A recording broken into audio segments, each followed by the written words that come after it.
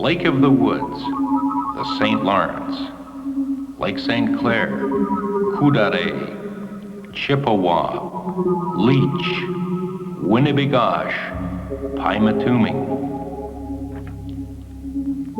Magic names of musky waters, special places for musky hunters.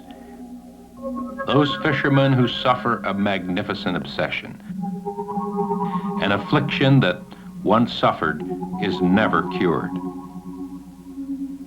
Chances of success are limited, like writing love letters that are never even mailed. The hunt, that's the thing. It may take hours or a lifetime. Then again, success may happen in a flash. Muskies are that way. Well, I know what they mean. I'm Jerry Chiapetta, and I've been one of those avid muskie hunters for 25 years, fishing the vast muskie range, and I've never caught a trophy yet. That's a fish over 20 pounds. On the other hand, my son caught a muskie on the first hour of the first day of his first trip. It was a 27-pounder, and he was only 7 years old at the time. We have been on the trail of the elusive big muskie for about 2.5 years. We've been after the fish, the legend, the lure, and some of North America's leading muskie anglers and authorities. We have fished and filmed from Minnesota to Wisconsin to Michigan to Canada, Ontario. This is our story now of muskies and men.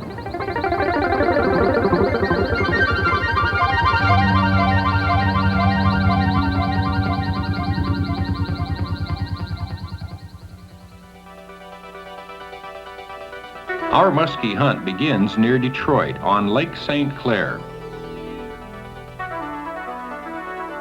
It's a big lake about 25 miles across between Michigan and Ontario. This has been a major muskie producer, although fish over 20 pounds aren't too common these days. Young Matthew McCandless is taking his dad fishing with veteran guide Dennis Bideguer. It's the first muskie trip for both Matt and his father, John.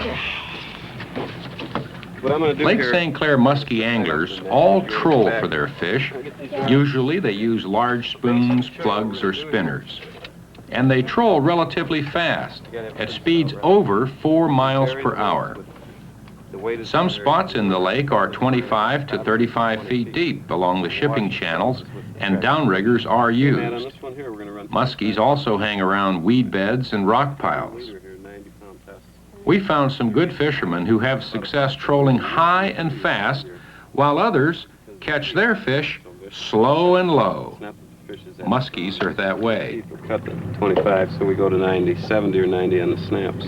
With this rod here, you got to have a good heavy base on it. We could get up to a 20, 25 pounder today. The fish been running quite well. You got to have a good stout rod, okay?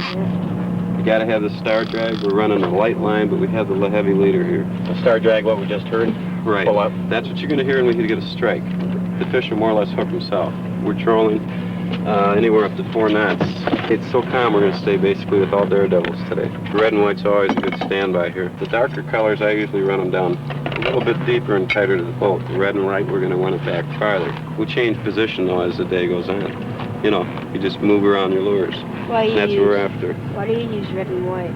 Red and white is just always a good daredevil standby. It's always good on pike and muskie. We've always done well on and out here. But the stoutness of the rod is what actually hooks the rod. That's what hooks him right there. If your drag's too tight, we'll break the line. It's too loose, he won't hook. How do you set the drag, Dennis? This here is what sets your drag. Okay. We'll keep it probably around an 18, 19 pound pull. So when he hits it, that rod's going to double right over. Okay, and then your drag will go out, and you'll hear the drag go out. The fish will be hooked. He's either hooked on or off, and that's it. It's very basic, but we could have a lot of hours here. So we got a lot of line capacity, so we can let the fish run a long ways. If we get him up 20, 24, 25 pounds, he will take a lot of line and could be 25 minutes to an hour bringing them in, depending with the slighter tackle. We don't need the heavy stout rods. They used to use what they called broomsticks in the old days, and that's what they were like. Now you have these, and you have a lot more fun. You fight the fish rather than just boom, boom, right straight in. You get a lot more fun fighting the fish. Dennis, I think we're set to go fishing. Okay, Matt, hold this here. We'll get her going. no matter how much we talk about it, we're still going to have mass confusion once we get one on. So let's start out with this red and white. We're going to run a 2 ounce on that. We got a 5-foot lead. We're going to bring this out. We're running about 20 feet. Now on your level wind here, coming across, it's 15 feet roughly. So once you guys start, you guys are going to be the ones fishing, not me. All right, we're going to start with the red and white first. Okay, how far? John, give me a box there. We'll get her out of the way because we're going to need a lot of running room here. If we get one on, we're going to have to get all the other rods out, so it's going to be quite hectic. Okay, John, why don't you fire it up? All right. Matt, I'm going to have you help me put the lines in. Michigan and Ontario anglers here troll very close to the boat, 5 to 10 feet behind the prop wash. In other regions of the country, fishermen troll as much as 150 feet behind the boat. Okay, we set it just back in the holder. And like I say, always make sure your clicker's on. Okay. That's about our only warning on the fish unless we're watching the rod itself. As long as it stays relatively calm, we're going to run them up pretty high today. And we got to get one. To get one, no matter if it's here in Lake St. Clair or a remote Canadian lake or on the mighty St. Lawrence, you still have to locate your fish first. How is this going to help us catch a muskie? Well, Matt, it won't put one in the boat, but it'll sure give us a lot of help. Okay, now, when we turn the machine on, it starts right at 60. What I'm going to do is set this to 20. New electronic locators give you a window on the underwater world. It will show you the channels, rocks, weed bed, mud, and even the fish itself. The rest of the contest is between you and the fish.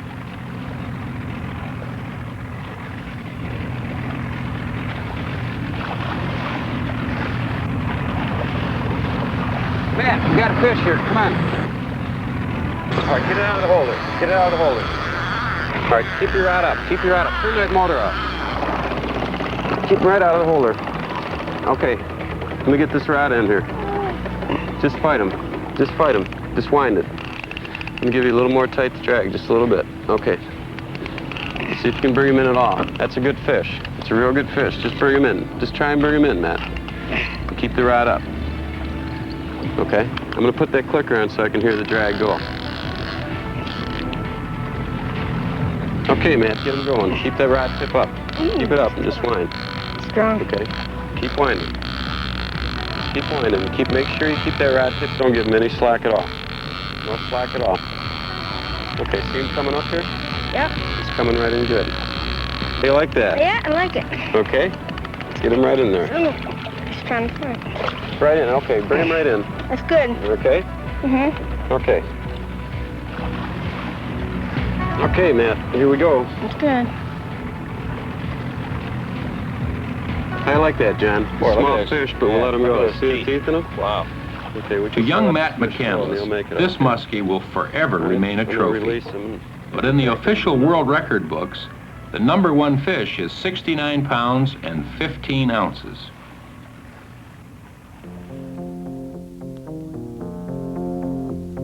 There's one young scientist who would like to see those heavyweights back in our waters. He's Michigan biologist Bob Haas, one of the nation's foremost muskie authorities. We spoke to Bob while he and his crew were out on a research project. Scientists on these Great Lakes waters live trap fish, including muskies, to keep tabs on their well-being.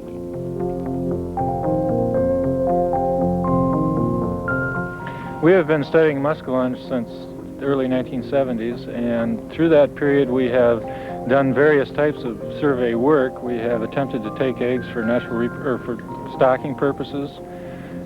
We have been tagging fish. We have also examined many fish from the sport catch in an attempt to improve muskie fishing on Lake St. Clair.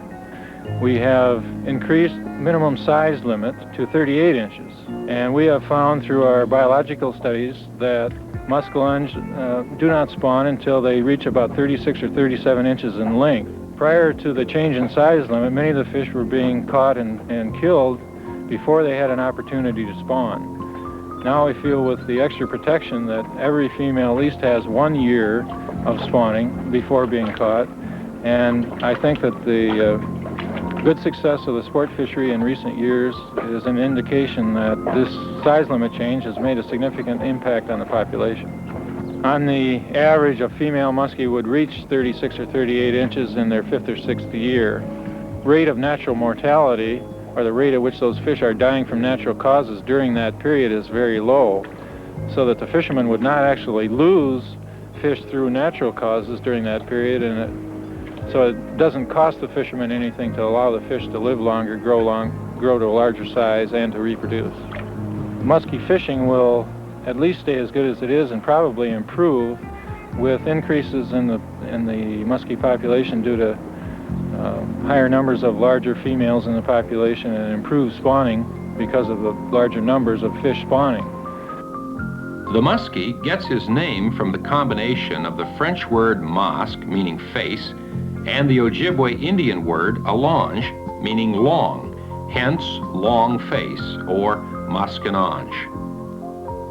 Whatever you call him, he matures at around age 5 and lives a long time, up to 35 years. Biologists in the United States and Canada are constantly trying to get hard data on these fish, but unfortunately, we have to rely on information from guides and other fishermen. And you know some of the stories that fishermen tell. Here's Mike Lighton of Michigan. Yes, back in 1975, when we were fishing Eagle Lake, Ontario, we came by some biologists that had a very nice muskie in the nets. They estimated it to be 110 pounds with a girth about like this, an easy world record. Needless to say, I wish I could have caught the fish. Sure, Mike. Here's the secret spot if you want to catch a new world's record. He's somewhere in this region. Trophy muskie hunters travel thousands of miles at the slightest hint that the fish are biting. Good muskie fishing starts very early in the spring, continues on through the fall, and even into the early winter. Some claim that their best success comes during the seasonal changes.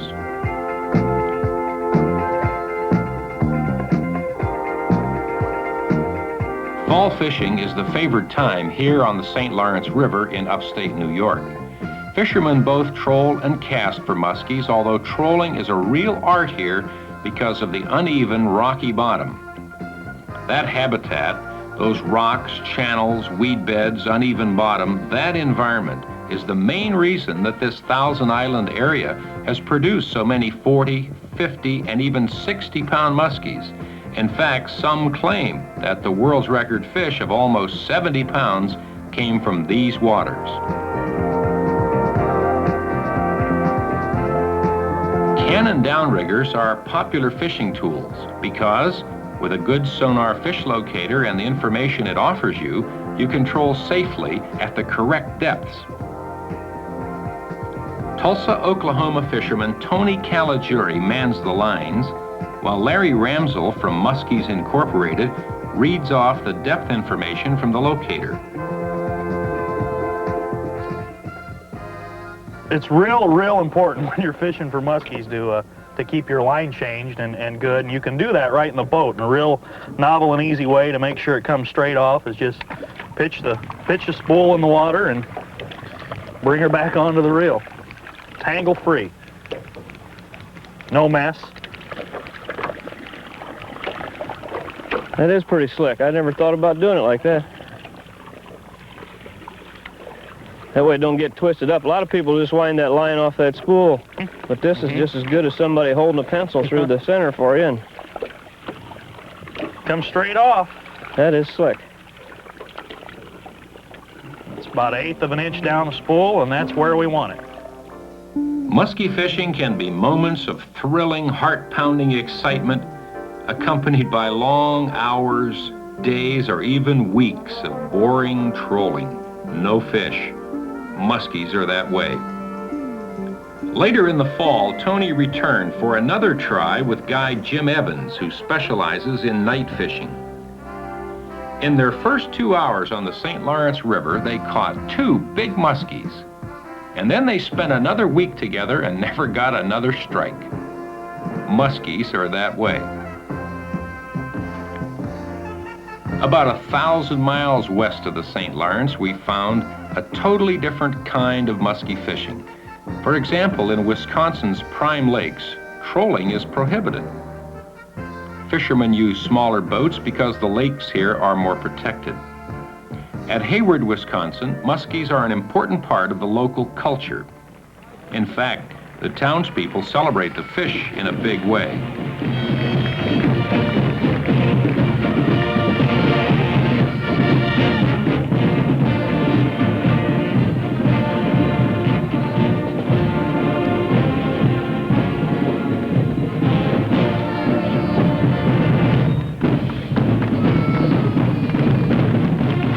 Ladies and gentlemen, these are the winners of the Lions Fishing Contest this year for the muskies. Killing muskies for the sake of a contest is repulsive to some conservationists who feel that this fish is too valuable to be caught just once. Was a 46-inch muskie, 22 pounds. They are in favor of a catch and release philosophy as promoted by the nonprofit group Muskies Incorporated. Flowage, and third prize, 41-inch muskie, 19 pounds, 8 ounces on Coulter Lake. In other categories, the top one. South of Hayward is the famous Chippewa flowage, where on October 20th in 1949, Louis Spray caught a 69-pound, 11-ounce muskie. That was the new world's record. It was dethroned as the biggest muskie just 8 years later by Art Lawton of New York, who caught one back in the St. Lawrence River that was just 4 ounces heavier. Folks around here still refer to the Chippewa as world record muskie waters. It's a matter of local pride. And one of the proudest on the Chip is Wayne Gooch, who has a reputation of catching more large muskies here every year than anybody else. Wayne is fishing today with Minnesota angler Babe Winkleman from Brainerd. They use heavy-duty casting gear, level wind reels with 12 to 20-pound test line, and stiff rods to set the hooks. This is all casting and all hard work, but somebody's got to do it. Electric motors are a big help in keeping the boat positioned for accurate casting. Wayne feels that getting the boat into the right spot is the key to success.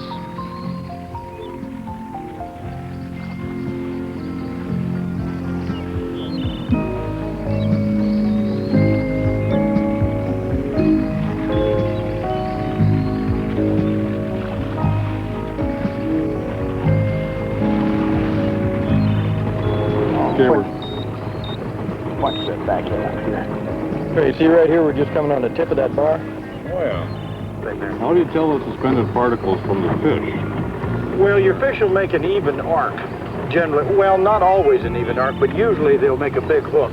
It depends upon where he sits in the cone. The best muskie hideouts are around those sunken weed beds, and that's what Wayne has located on his graph, and that's where we start fishing. Rust-colored bucktail on you should be good. Minnesota outdoor writer Ron Shera said in his book, Muskie Mania, the best depth for the muskie is 10 to 12 feet, but that this should be closer to deep water of 20 to 35 feet because big fish like big water. After a dozen or so casts by each angler, they move. Wayne has been guiding here most of his life, and he knows that if the muskies aren't turned on after a few perfect casts, they probably won't hit for hours, maybe even days in that spot.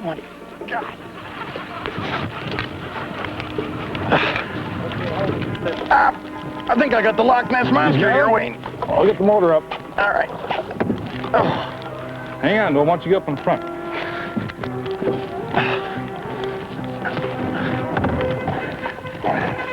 You a good one? Yeah, pretty good. He's not as big as I thought. Get this net.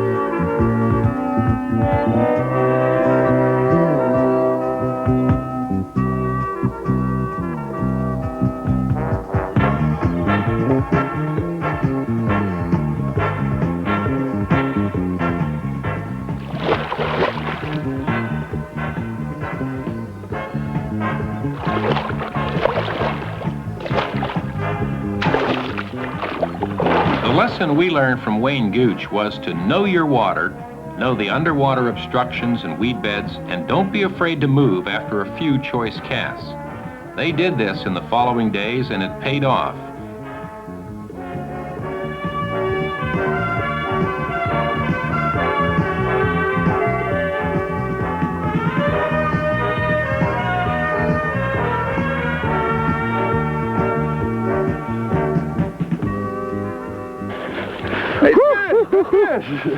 Where'd it go?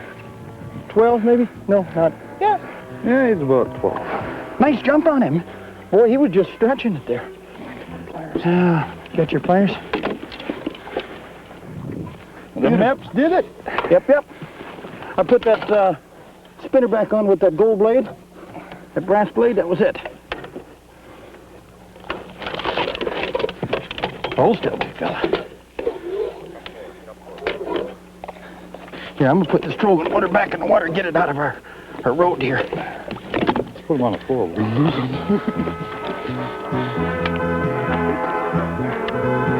Successful muskie hunters tell us their most important tool, their real key to success, is to know where to go in a specific body of water and to change their pace of fishing.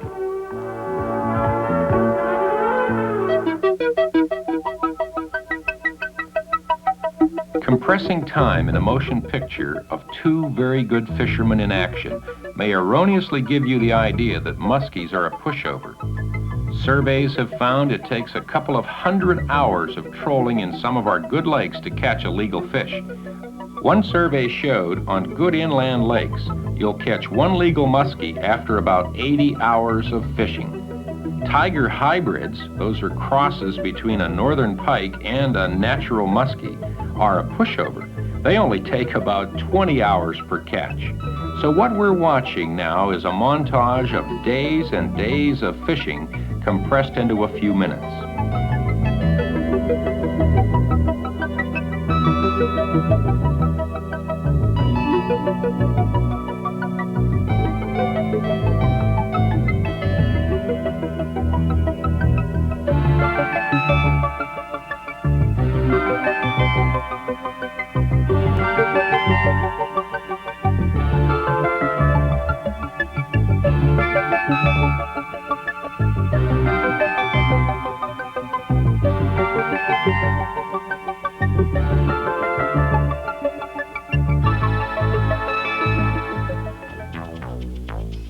An approaching storm, the right spot, a submerged weed bed, the right presentation.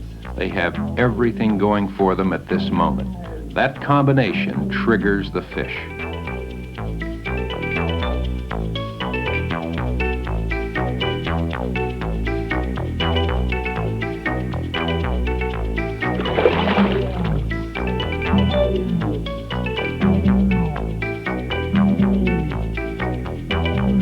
Now Babe's experience, the right knots, line, lure, hooks, rod, reel, all pay off with a little help from his friend Wayne Gooch.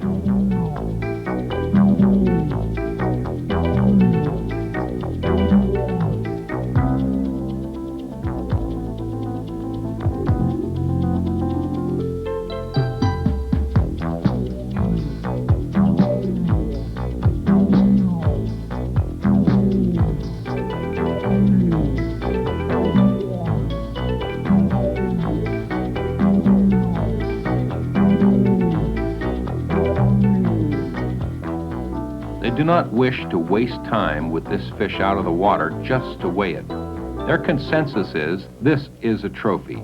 Held just for a minute, he's close to 30 pounds.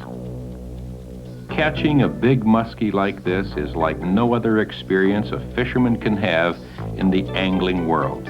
Old Esox deserves all the adjectives like fierce, mighty, evil-eyed, demon of freshwater predators, and so forth.